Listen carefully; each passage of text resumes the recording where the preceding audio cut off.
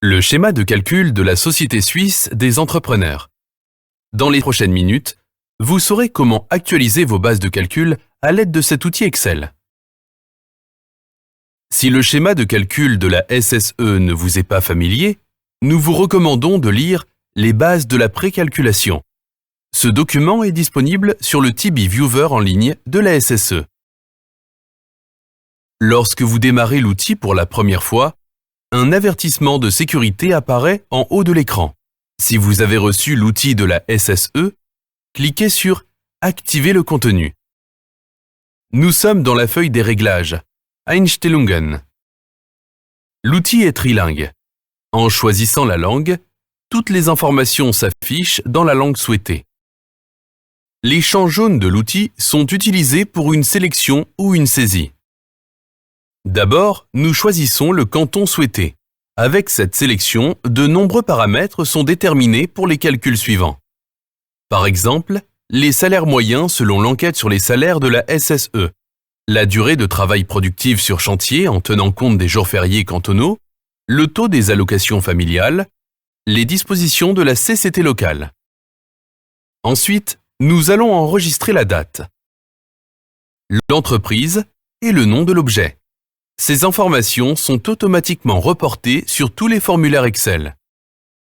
Pour l'imputation des coûts de la surveillance du chantier et de la conduite des travaux, il existe plusieurs variantes. Dans la variante A, la surveillance et la conduite sont attribuées à l'élément de coût salaire, en prenant pour référence le salaire de base. Voici un extrait correspondant, comme présenté dans le schéma de calcul. En revanche, dans la variante B, les coûts de surveillance et de conduite sont répartis sur les 4 éléments de coût, en prenant pour base les frais de production. Ces deux méthodes ont leurs avantages, respectivement leurs inconvénients. Si vous souhaitez en savoir plus, le bouton Info ci-contre vous donne des informations supplémentaires. Ensuite, nous décidons de l'utilisation la plus proche, en choisissant le secteur du bâtiment et génie civil par exemple. Avec la prochaine sélection, nous choisirons les salaires de base. Dans l'idéal, chaque entreprise devrait recenser ses propres salaires moyens. Il est également possible de se baser sur les données statistiques des salaires de la SSE.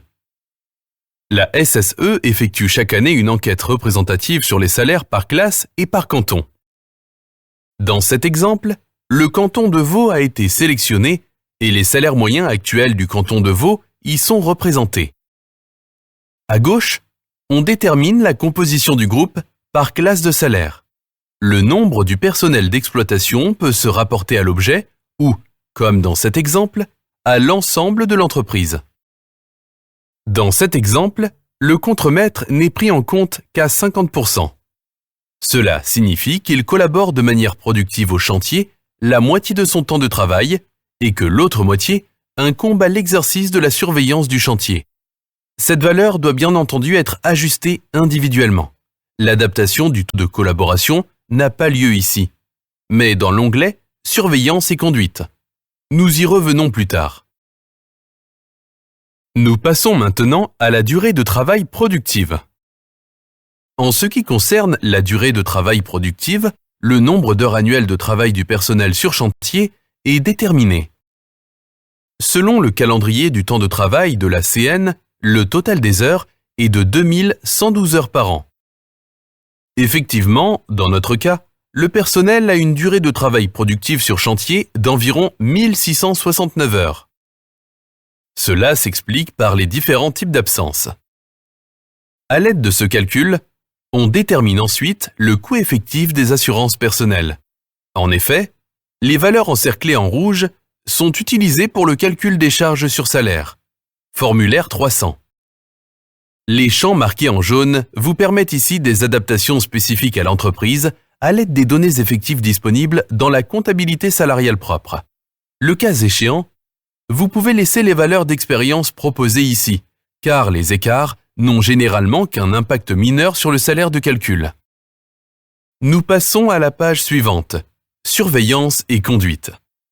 En fonction des réglages, seule la méthode choisie est disponible. Dans cet exemple, c'est la méthode A. Ici, vous déterminez le coût de la surveillance et de la conduite, qui seront ensuite ajoutés en pourcentage au salaire de base. Tout d'abord, les salaires, les charges sur salaire, ainsi que les allocations et frais sont fixés.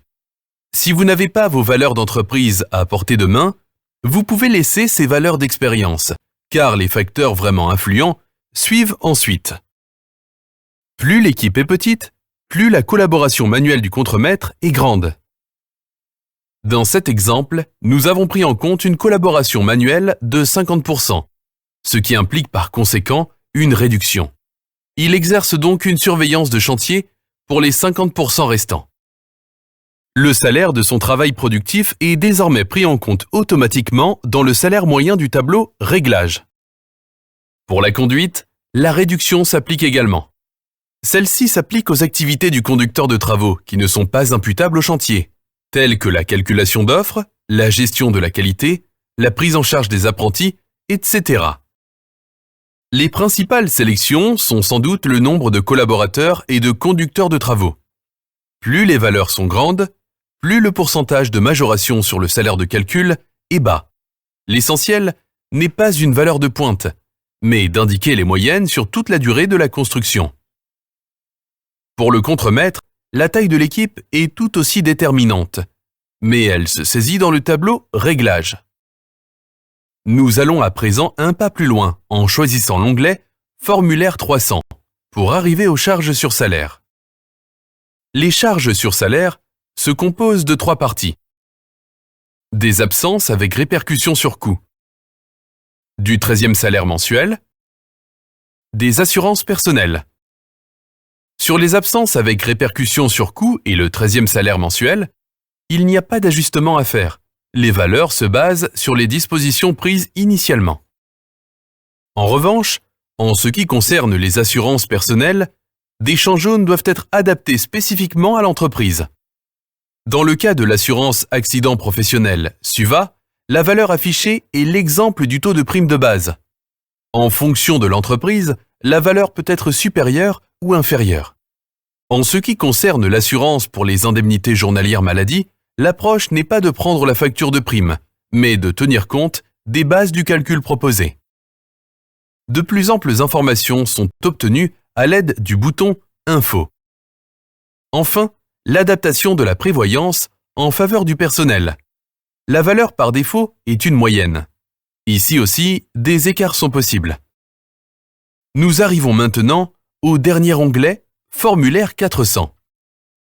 Le schéma de calcul donne toutes les valeurs prédéfinies et calculées jusqu'à présent, c'est-à-dire le salaire moyen de chantier avec les charges salariales et les coûts de la surveillance et de conduite du chantier. Ici aussi, il y a quelques champs jaunes pour des positions de coûts que nous allons aborder. En première ligne, les suppléments et primes doivent être relevés. En cliquant sur la cellule jaune, une fenêtre de données s'ouvre. Ici sont illustrés les suppléments selon la CN. Selon la CN, les 30 premières minutes par jour ne sont pas rémunérées pour le déplacement. Par exemple, si nous donnons 50 minutes, le programme calcule le coût du temps supplémentaire à rémunérer des 20 minutes. La saisie pour les allocations et frais fonctionne de la même manière. En cliquant sur la cellule marquée jaune, la fenêtre de données s'ouvre. Désormais, il est possible de saisir les indemnités de repas de midi et de kilomètres pour l'utilisation de véhicules privés, ainsi que les indemnités pour le travail en équipe. De même, 2 champs de données sont disponibles pour des frais. D'autres postes de coûts se trouvent sous le titre « Frais généraux de chantier ».